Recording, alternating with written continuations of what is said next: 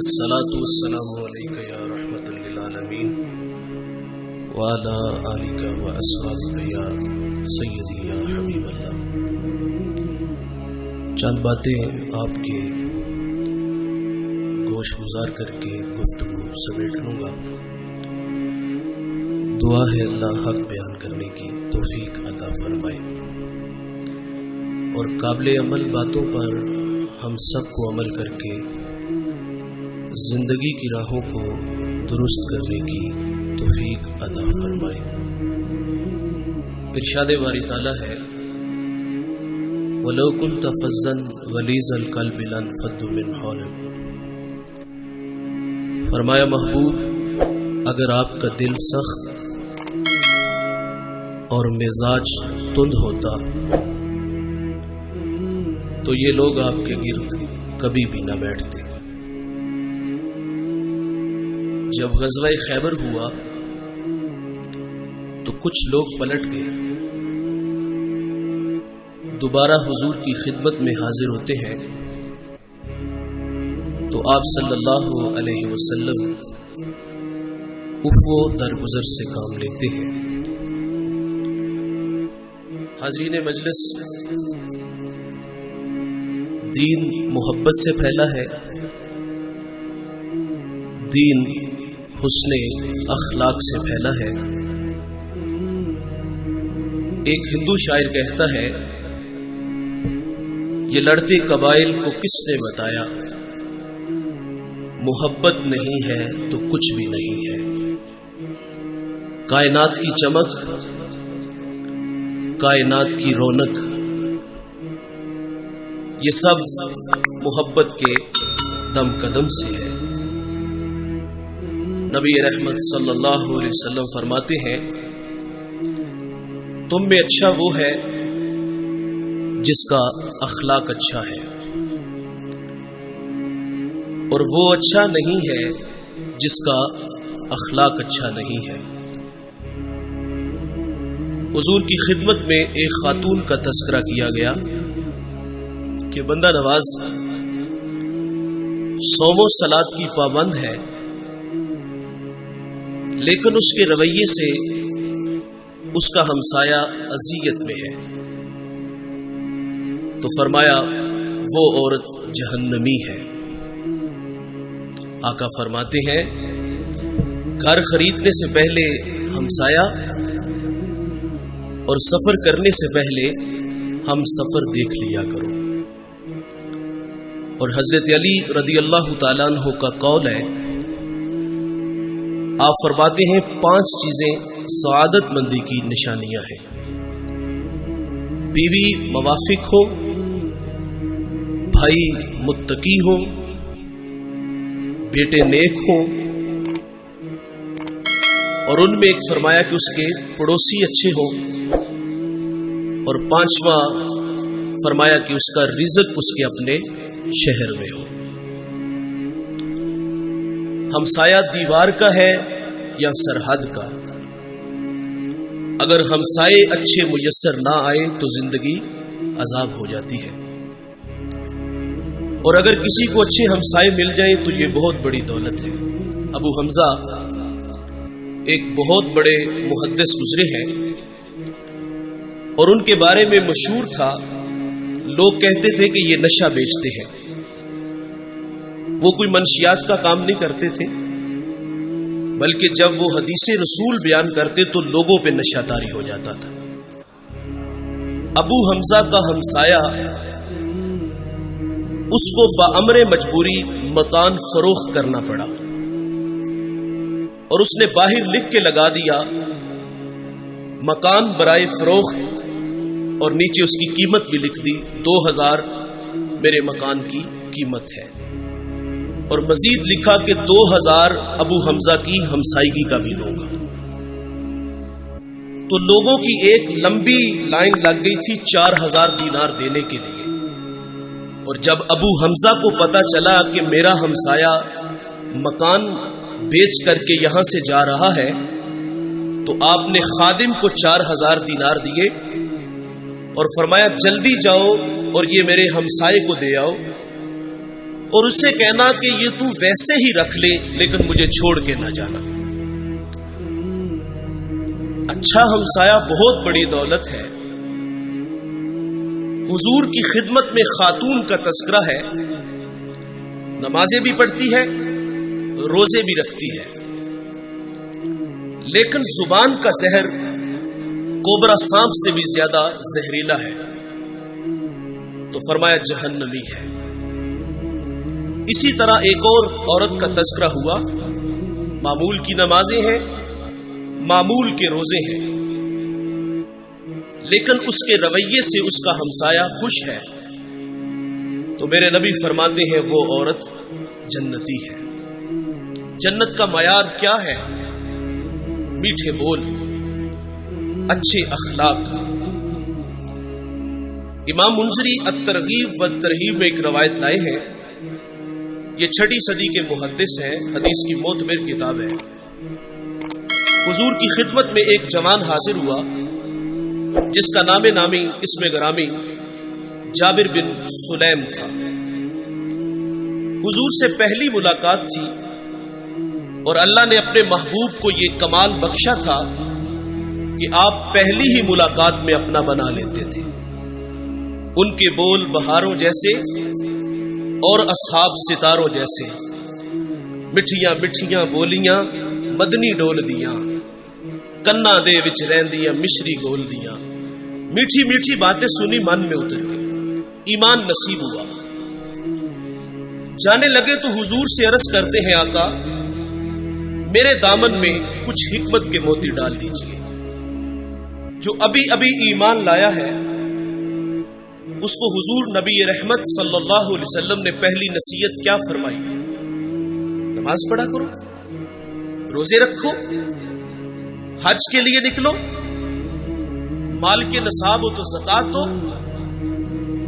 جو ابھی ابھی ایمان لایا ہے اس کو سب سے پہلی نصیحت یہ ارشاد فرمائی، لا تسبن احدا، فرمایا جابر کسی کو گالی نہ دینا، اس کو اخلاق سکھائے۔ اور آپ فرماتے پھر میں نے ساری زندگی کسی جانور کو بھی گالی نہیں دی۔ ہمارے بچے بولنا سیکھتے ہیں تو گالیاں سیکھتے ہیں۔ ہمارے گھر کا ماحول ایسا ہے، والد بچوں کو گالیاں دیتا ہے اور وہ بچپن میں سیکھی گالیاں کل بڑے ہو کر وہ والد کو بھی گالی دیتا ہے۔ فرمایا کسی کو گالی نہ دینا، اور میرے نبی کا فرمان ہے مرغے کو گالی نہ دو۔ کیوں؟ فرمایا اس لیے کہ وہ تمہیں نماز کے لیے اٹھاتا ہے۔ یہاں رک کر کے ایک جملہ عرض کروں گا، فرمایا مرغے کو گالی نہ دو، وہ تمہیں نماز کے لیے اٹھاتا ہے۔ آج لوگ علماء کو گالیاں دیتے ہیں جو لوگوں کو دین سکھاتے ہیں، جنہیں استنجا کرنے کا بھی پتہ نہیں نہ ہوتا، جو منہ میں آتا ہے وہ کہہ دیتے ہیں۔ فرمایا پسو کو بھی گالی نہ دو۔ تعلیم تو یہ ہے کہ کسی پر لعنت بھی نہ کرو۔ سیدنا صدیق اکبر رضی اللہ تعالیٰ عنہ فرماتے ہیں ایک دن مجھے غلام پہ غصہ آ گیا اور میں نے اس پہ لعنت کر دی، تو نبی رحمت صلی اللہ علیہ وسلم فرماتے لعینا وصدیقینا کلا ورب الکعبہ، صدیق بھی ہو اور لعنت بھی کرے، رب کعبہ کی قسم ایسا ہرگز نہیں ہو سکتا۔ تو آپ جی میں شرمسار ہوئے اور اس غلام کو آپ نے کفارے کے طور پہ آزاد کر دیا۔ جابر کو حضور نے پہلی نصیحت فرمائی کہ کسی کو گالی نہ دینا۔ دوسری نصیحت فرمائی کہ جابر نیکی کو حقیر نہ جانا۔ ہم لوگ گزر جاتے ہیں اس خیال سے کہ بھلا اس کا اجر کیا ہوگا۔ رحمت حق بہانہ می جویت، اللہ کی رحمت بندے کو بخشنے کے بہانے ڈھونڈتی ہے۔ ایک بہت بڑے محدث دنیا سے گئے، کسی کو خواب میں ملے تو پوچھا سنائے صاحب کیسے ہیں؟ کہا جنت کا باغ ہے قبر، آسودہ ہوں۔ اس نے عرض کی کہ آپ کا کون سا عمل آپ کی بخشش کا سبب بنا؟ تو کہا ایک چھوٹا سا عمل. کہا وہ کیا؟ انہوں نے بتایا کہ میں ایک دفعہ حدیث لکھنے بیٹھا, سیاہی میں قلم ڈبویا, باہر نکالا, لکھنے لگا کہ اس پہ ایک مکھی آ کے بیٹھ گئی. فرماتے میں نے اس خیال سے قلم کو روک لیا کہ یہ مخلوق خدا ہے, پیٹ کی پیاس بجھا لے میں پھر لکھ لوں گا. کہتے ہیں اللہ کو میری یہ ادا پسند آئی اور اللہ نے میری مغفرت فرما دی. جابر کو حضور نے ایک اور نصیحت فرمائی کہ جابر بن سلیم جس سے بھی ملو تو خندہ پیشانی سے ملو. ہم سٹیٹس کو باہر رکھتے ہیں, مذہبی لوگ ہیں ہم. غریب آدمی ٹائم لینے آ جائے تو ہم ٹائم بھی نہیں دیتے, کوئی مسئلہ پوچھنے آ جائے تو ہم مسئلہ بھی نہیں بتاتے. انتہائی معذرت سے کہوں گا, ایک بندہ ڈسٹرکٹ منڈی بھاولدین سے چلا ہے, ایک کراچی سے چلا ہے, ایک پنڈی سے ہی چلا ہے. وہ لمبا سفر کر کے ہمارے پاس آیا ہے اور اس کی حیثیت کو دیکھ کر تسبیح دے کے مسجد کی نکر میں بٹھا دیا جائے کہ یہاں بیٹھ کے وظیفہ کرو. دیکھیے ہم جب کسی کے ہاتھوں میں ہاتھ دیتے ہیں تو وظائف کی کوئی کمی نہیں ہوتی. 1.25 لاکھ مرتبہ پہلا کلمہ پڑھنا ہے, درود پڑھنا ہے, استغفار پڑھنا ہے. ایک وظیفہ ختم ہوتا ہے تو دوسرا ملتا ہے. وظائف کی تو کمی نہیں. وہ تو کوئی کندھا تلاش کرنے آیا تھا کہ جہاں سر رکھ کے وہ روئے. وہ من کا کوئی دکھڑا کہنے آیا تھا, لیکن اس کو نظر انداز کیوں کیا گیا کہ اس کے پاس صرف آنے جانے کا کرایہ ہے. وہ واصف علی واصف کہتے ہیں تسلیم کے بعد تحقیق گمراہی ہوتی ہے. اس نے تو دل سے اپنا کہا تھا اور وہ جو ہے وہ عقیدت میں بیٹھ کے وظیفے میں مشغول ہے, لیکن اچانک اس نے اپنی آنکھوں سے ایک منظر دیکھا کہ ایک کلف لگے کپڑوں میں آیا اور اس کے آگے پیچھے خدام ہے اور وہ سیدھا حجرے میں چلا گیا اور اندر سے آواز سنتا ہے کہ آپ کسی کے ہاں پیغام بیچ دیتے تو میں خود ہی آ جاتا. بتائیے اگر یہ رویے ہمارے ہوئے تو لوگوں کو دین کہاں سے ملے گا؟ اور جو باہر بیٹھ کے وظیفے میں مشغول تھا اس کے دل پہ جو نشتر اور تیر چلے اس کا مداوع کس نے کرنا تھا؟ جس سے بھی ملو تو خندہ پیشانی سے ملو. آپ اپنے ملازم سے اس طرح بات کیا کرو جس طرح اپنے بیٹے سے بات کرتے. میرے قریب آقا صلی اللہ علیہ وسلم عید کے دن عیدگاہ کی طرف تشریف لے کے جا رہے ہیں. سریرا کھلا میدان آیا, بچے عید کی خوشیوں میں مسرور تھے, لیکن ایک جانب عجیب تماشا تھا. ایک بچہ ہے, تن پہ جو پیرہن ہے وہ پھٹا ہوا ہے, آنکھیں نمناک ہیں. حضور گزرے کے اس بچے کو دیکھا تو قدم رک گئے اور فرمایا بیٹے آپ کیوں رو رہے ہیں؟ شاید کہ وہ حضور کو پہچان نہ سکا. عرض کرتا ہے کہ فلاں غزوے میں میرے والد حضور کے ساتھ تھے کہ شہید ہو گئے, میں یتیم ہو گیا, ماں بیوہ ہو گئی, ماں نے دوسرا نکاح کر لیا, ستیلے باپ نے میرے مال پہ قبضہ کر لیا اور مجھے دھکے دے کے گھر سے نکال دیا. تو آقا فرماتے ہیں بیٹے کیا تو اس بات پہ راضی نہیں کہ محمد تیرے باپ لگے, عائشہ تیری ماں لگے, فاطمہ تیری بہن لگے, علی تیرے چچا لگے اور حسن و حسین تیرے بھائی لگے. وہ بچہ کہتا ہے اگر یہ سارے رشتے میرے ہیں تو مجھے اور چاہیے بھی کیا. حضور عیدگاہ نہیں گئے, اس بیٹے کو لیا, گھر تشریف لے آئے, اس کو کھانا دیا, لباس دیا, پھر انگلی تھامی اور عیدگاہ کی طرف تشریف لائے. سریرا جب کھلا میدان آیا نا تو وہی بچے جو عید کی خوشیوں میں مسرور تھے اور اس کے تن پر قیمتی لباس دیکھا اور اب نبی رحمت صلی اللہ علیہ وسلم کی انگلی تھام کے عیدگاہ کی طرف جا رہا تھا تو پھٹی نگاہوں سے دیکھ کے کسی نے کہہ دیا بھائی جان ابھی تو رو رہے تھے. اب فخر سے کہتا ہے میں بھوکا تھا مجھے کھانا ملا, میں ننگا تھا مجھے لباس ملا, میں یتیم تھا مجھے ابو جی محمد ملے, عائشہ ماں ملی، فاطمہ بہن ملی، علی چچا ملے، حسن و حسین بھائی ملے. وہ کہتا ہے اب بھی میں رہوں،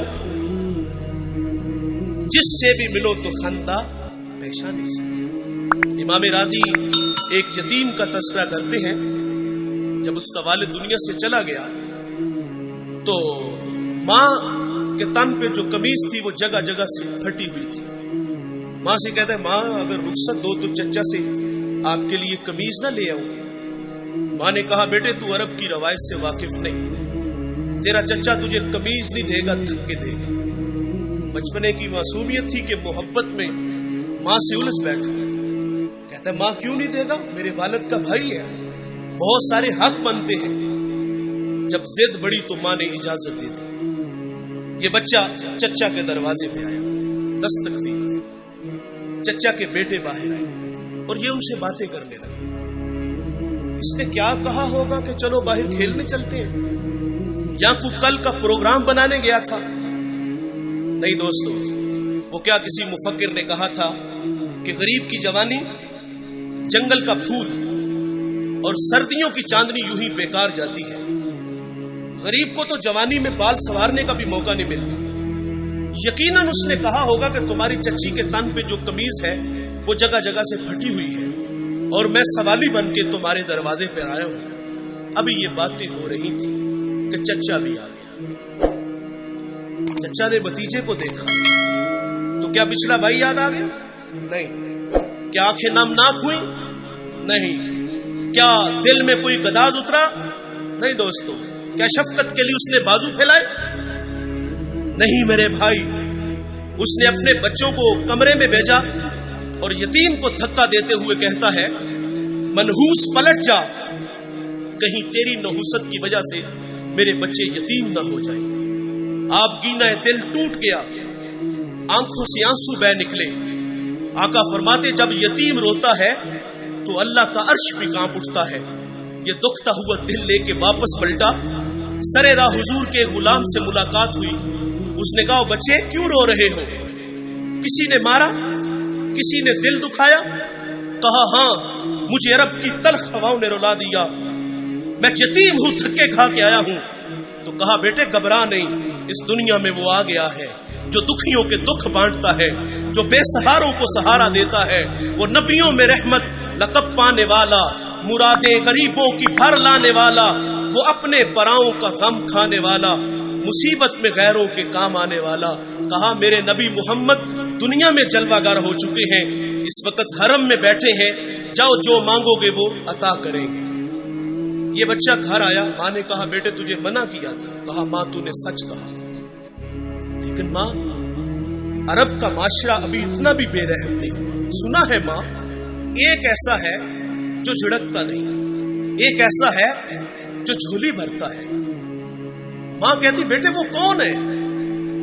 اس نے کہا زمانہ اس کو محمد صلی اللہ علیہ وسلم کے نام سے جانتا ہے. جب حضور کا نام سنا تو ماں چونک سی جاتی ہے. کہا بیٹے نہیں جانے دو گی. کہا ماں کیوں نہیں جانے دو گی؟ تو والدہ کہتی سنا ہے جو اس سے ملتا ہے وہ اپنی باتیں بھول جاتا ہے اور اس کے دین دھرم کو قبول کرتا ہے. اس نے کہا ماں میں نے قمیض لینی ہے، دے دیں گے ٹھیک، نہیں تو لوٹ آؤں گا. یہ بچہ حضور کی خدمت میں حاضر ہوا. اس پہ کچھ تقاضے بنتے تھے، مانگنے کے کچھ آداب ہوتے ہیں نا. سائل ہمارے دروازوں پر بھی آتے ہیں اور کیا کچھ نہیں ہمیں کہتے، سیٹ صاحب، شیخ صاحب، مولانا صاحب، کاروبار کے لیے دعائیں، بچوں کو دعائیں، پھر مٹھی آٹا یا 2 آنے ملتے ہیں.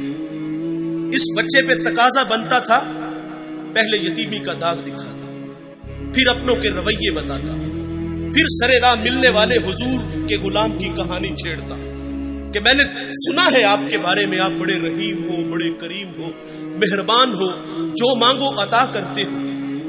اتنا تو حق بنتا تھا. لیکن دوستو اس بچے نے کوئی ایسی بات نہیں کی. اس نے آگے کہا جناب والا میں نے آپ کے دین کو قبول نہیں کرنا، میں آپ سے ایک قمیض لینے آیا ہوں. میری ماں کے تن پہ جو قمیض ہے وہ جگہ جگہ سے پھٹی ہوئی ہے. حضور ناراض نہیں ہوتے، कमीज के बटन खोलते हैं, उतारते हैं और उस यतीम को अता फरमा देते हैं। और फिर यूं बाजू फैला के फरमाया, आजो बेटे मैं मोहम्मद के सीने से लग जाऊं, जिससे भी मिलो तो खंदा पेशानी से मिलो। जाबिर बिन सुलैम रदी अल्लाह ताला अन्हु फरमाते, हुजूर ने मुझे एक और नसीहत इरशाद फरमाई। जाबिर बिन सुलैम, किसी को शर्मिंदा न करना, ये भी अखलाक से गिरी हुई बात है और हम कदम कदम पे करते हैं। देखिए भाई, इंसान की फितरत में भूल जाना है। कोई बंदा मरने से पहले आ जाए, हाथ जोड़ के कह दे कि या अल्लाह आज के बाद गुनाह नहीं करूंगा, ये उसका वादा है कि जो मेरी चौखट पे 2 आंसू ले आता है, मैं उसके गुनाह को लोहे महफूज से मिटा देता हूं। हम तो माइल बकरम है, कोई साइल ही नहीं, राह दिखलाएं किसे, कोई रहरवे मंजिल ही नहीं। जो गुनाह छोड़ देते हैं, आदत बारी ताला है, वो उनके गुनाहों को माफ कर देता है। बनी इस्राइल में एक जवान था जिसका नाम किफल है। किफल किसी शरीफ आदमी का नाम नहीं, बहुत बड़ा बदमाश है। और उसकी बदमाशी क्या है, वो गरीबों की बेटियों को लूटता था। एक दफा उसने 60 दीनार में किसी मजबूर बेटी को खरीदा, खलवत में उसके पास गया, देखा तो वो रो रही थी। किफल समझता था कि मेरे पहलू में आने वाली हर बेटी बेगैरत होती है, लेकिन यहां बरसते आंसू देखे तो कदम रुक गए। सवाल करते कि क्यों रो रही हो? उसने कहा, किफल मैं शौक से नहीं आई, मुझे भूख तेरे तक खींच लाई है, मुझे गुर्बत तेरे तक खींच लाई है। यहां एक जुमला अर्ज करूंगा, जब मालदार लोग, जब सरमायादार लोग, जब वडेरे लोग गरीबों का हक नहीं ना देते, तो फिर गरीबों की बेटियां नीलाम हो जाती हैं। ये डायमंड मंडियां, ये बाजारे हुसन, ये कोठे, ये कंजरियां उस वक्त बनती हैं जब हम इनका हक नहीं देते। आज फख्र है कि बहुत बड़े जगीरदार हैं, बहुत बड़े जमींदार हैं, तिजोरियां खजानों से भरी हुई हैं और उनके हमने मुंह भी खोले हैं, पैसा पानी की तरह बहाते हैं। माशरे में हम दरिया दिल मशहूर है, लेकिन दौलत कहां लुटाते हैं? जहां नफ्स को हाथ मिलता है। मैं एक देहाती हूं, हमारे देहातों में मेले ठेले का माहौल होता है। कुत्तों की लड़ाई आई तो 50,000 वहां दे दिया, क्रिकेट मैच आया तो 1 लाख का इनाम वहां दे दिया। जहां नफ्स को हज मिला, हमने दौलत का मुंह वहां खोला। और जहां दौलत लुटाने से रब राजी होता है, उसकी रहमतें बरसती हैं, वहां गफलत की पट्टी। वो क्या किसी शायर ने कहा था कि देखा है मैंने शहर में कूड़े के ढेर पर 2 बच्चे लड़ रहे थे फकत एक बेर पर। फसलों को काटते कुछ टूटी चूड़ियां, कुछ बिक गई हैं दोस्तों गंदम के सेर पर। और गंदम अमीर शहर की होती रही खराब, बेटी मगर गरीब की फाकों से मर गई। और मोहसिन नकवी कहता है, मोहसिन ये गरीब लोग भी तिनकों का ढेर हुआ करते हैं, कभी पानी में बह गए तो कभी मलबे में दब गए। और अल्लाह ने आपको दौलत से नवाजा। दौलत वहां दो जहां दौलत लुटाने से रब राजी होता है, उसकी रहमतें बरसती हैं। हमारे गुजरावाला धुल्ला चौक पे एक बूढ़ा दिन दिहाड़े आटे का थैला उठा के दौड़ लगाता है। नहीफ था, 2 कदम चला के लोगों ने पकड़ा और खूब जद्दोकोब किया। और बाद में सवाल किया कि बूढ़े ये जुर्रत क्यों की? तो वो बूढ़ा रोने लगा। वो कहता है 1 हफ्ता हो गया मुझे इस चौक में आके खड़ा होता हूं मजदूरी के लिए, और मुझे बूढ़ा समझ के लोग छोड़ के चले जाते हैं। हफ्ता हो गया, बच्चे भूख से मर रहे हैं। आज उनकी भूख देखी नहीं गई तो चोरी पे जो है वो आमादा हुआ। और दौलत यहां लुटाओ। ये नवाए वक्त में खबर छपी थी, कमालिया की बेटी वो शादी के काबिल थी, एक रिश्ता मिला, उधर से बारात आ रही है, इधर बेटी वाले तैयारियों में थे। हमसायगी में से किसी ने शरारत की कि जिसके घर में आ रहे हो वो अपनी बेटी को चंद जोड़ों के सिवा और कुछ भी नहीं दे सकता। बारात वहीं से वापस चली गई। बताओ उस बेटी के दिल पे जो कुचोके और जख्म लगे थे, उसका मदावा किसने करना था? चांदी उतर आई बेटियों के बालों में। मुफलिस को फिर उम्मीद है कि बारात आएगी। और किताबे जीस का एक और बाप बीत गया, जहेज बन न सका और शबाब बीत गया। और अल्लाह ने आपको दौलत से नवाजा है। गरीबों की बेवाओं की बेटियां घरों में बूढ़ी हो रही हैं, तुम कुत्तों की लड़ाई पे पैसे लुटा रहे हो, तुम हिजड़ों पे दौलत लुटा रहे हो। اگر دولت لٹانے کا شوق ہے تو معاشرے میں پھیلے ہوئے دکھ دیکھو، یتاما مساکین پہ دولت لٹاؤ تاکہ تم خدا کی رحمتوں کے مستحق ٹھہرو۔ لیکن دولت وہاں دی جہاں نفس کو حظ ملا۔ جب اس بیٹی نے کہا کفل مجھے بھوک تیرے تک کھینچ لائی ہے، یہ ایک جملہ کفل کی ہدایت کا سبب بنا۔ دل کے آئینے پہ چوٹ لگی، کفل رونے لگا، ہاتھ چھوڑ کے کہتا ہے بہن مجھے معاف کر دے، تو جس عزت سے آئی ہے اسی عزت سے واپس گھر چلی جا، اور میرے لیے دعا کر کہ میں بڑا ہی کتا انسان ہوں، اللہ مجھے معاف کر دے۔ وہ بیٹی گھر چلی گئی اور ادھر تقدیر کا قلم چل گیا۔ اسی رات کفل کو موت آ گئی۔ صبح ہوئی تو زمانے نے کفل کی دیوار پہ یہ لکھا ہوا پڑا تھا کہ اللہ نے کفل کو معاف کر دیا ہے۔ وہ معاف کر کے راضی ہوتا ہے۔ بھائی ہمیں بھی آدر ڈالنی چاہیے۔ حضور کی خدمت میں ایک خاتون آئی اور عرض کرتی طہرنی یا رسول اللہ، طہرنی یا رسول اللہ، طہرنی یا رسول اللہ، طہرنی یا رسول اللہ۔ 4 دفعہ کہا آقا مجھے پاک کیجئے، آقا مجھے پاک کیجئے، آقا مجھے پاک کیجئے، آقا مجھے پاک کیجئے۔ حضور نے اس کا جرم پوچھا تو اس نے کہا کہ میں شادی شدہ ہوں، مجھ سے زنا کا ارتکاب ہوا، میرے پیٹ میں بچہ ہے۔ اور یہ حضور سے جب اس نے عرض کیا تو حضور فرماتے ہیں یہ گناہ تو نے کیا ہے، اس کی سزا بھی تیرے لیے ہے، اس بچے کا کوئی قصور نہیں۔ حضور نے اس کو مہلت دی، اس نے بچے کو جنم دیا، پھر 2 سال اس کو دودھ پلایا۔ 2.5 سال بعد حضور کی خدمت میں حاضر ہے، اس کو سنسار کیا گیا۔ پھر خود حضور نے جنازہ پڑھا۔ حضرت عمر رضی اللہ تعالیٰ عنہ عرض کرتے ہیں آقا یہ بڑی بدکار عورت تھی، تو میرے نبی فرماتے ہیں عمر اس خاتون نے ایسی سچی توبہ کی ہے، اگر اس کی توبہ کا 10واں حصہ اہل مدینہ میں بانٹ دیا جائے تو اللہ تعالیٰ سب کی مغفرت فرما دے۔ لیکن ہمارا حال کیا ہے، اگر غلطی ہو جائے تو ہم معافی نہیں کرتے۔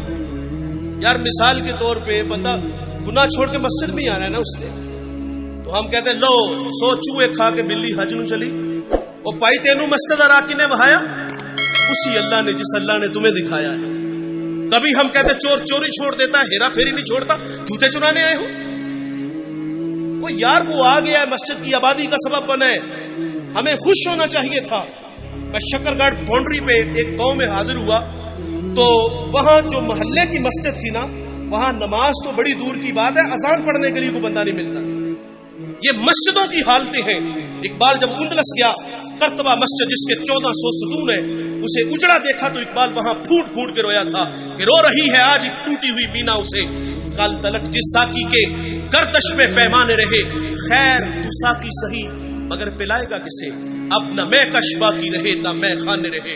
اقبال کہتا ہے واعظ قوم کی وہ پختہ خیالی نہ رہی، برق طبعی نہ رہی، شعلہ میں کالی نہ رہی، رہ گئی رسم اعضاں روح بلالی نہ رہی، فلسفہ رہ گیا تلقین غزالی نہ رہی، اور مسجد مرثیہ خواہ ہے کہ نمازی نہ رہے، یعنی صاحب اوصاف وہ حجازی نہ رہے۔ اللہ کے گھر تو ویران ہے، اگر کسی کی پیشانی میں سجدوں کا نور ٹپک رہا ہے، وہ اللہ کے گھر میں حاضر ہے، ہمیں تو خوش ہونا چاہیے تھا، لیکن ہم شرمندہ کرتے ہیں۔ جب اللہ معاف کر دیتا ہے تو ہمیں بھی عادت ڈالنی چاہیے۔ علامہ سعدی لکھتے ہیں، شارح مسلم مفسر قرآن، ایک بوڑھے کا تذکرہ کرتے، وہ ہر سال حج کے لیے جاتا تھا۔ ایک دفعہ کسی نوجوان کو ان کے ساتھ جانے کا اتفاق ہوا، اللہ کے گھر پہ پہنچے تو بوڑھے نے لبیک کہا، عاطف سے آواز آئی لا لبیک، کہ بوڑھے تیرا کوئی حج نہیں۔ جو ساتھ نوجوان تھا وہ چونک سا گیا، اس نے کہا بابا جی آواز نہیں سنی؟ تو کہا بیٹے یہ آواز میں 70 سال سے سن رہا ہوں۔ تو وہ جوان کہتا ہے کہ بابا جی آپ پھر بھی آتے ہو؟ اب کلیجہ پھٹنے لگا، رو کے کہا کہ بیٹے بتا اس در کے علاوہ کوئی اور در ہے جہاں جا کے میں دامن پھیلاؤں؟ بس اتنا کہنا تھا کہ رحمت خدا بندی جوش میں آئی۔ حاطف سی آواز آتی ہے کہ جا بوڑھے ہم نے تیرے 70 کے 70 حج قبول کر لیے۔ وہ معاف کرتا ہے بھائی، ہمیں بھی آدر ڈالنا چاہیے، کسی کو فرمائے شرمندہ نہ کرو۔ نبی رحمت صلی اللہ علیہ وسلم کی اقتداء میں صحابہ نماز کے لیے کھڑے، بالکل جماعت کا ٹائم تھا کہ کسی کی ہوا خارج ہو گئی۔ جماعت کا وقت ہے، ظاہر ہے وہ فوری اٹھے گا اور جا کے وضو بنائے گا. جو وہاں سے نکل کر وضو کے لیے جائے گا سبکی تو محسوس کرے گا نا، شرمندہ تو ہوگا نا. لیکن دیکھیے بھائی، حضرت عبداللہ ابن عباس رضی اللہ تعالیٰ عنہ حضور سے اسی وقت عرض کرتے ہیں کہ حضور اگر اجازت ہو تو ہم سب جا کے وضو نہ کریں. اللہ اکبر. میرے نبی فرماتے ہیں بہت اچھے. وہ سارے اٹھ کے گئے اور وضو بنا کے آئے.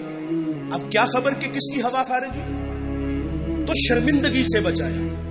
یہ سب تمہارا کرم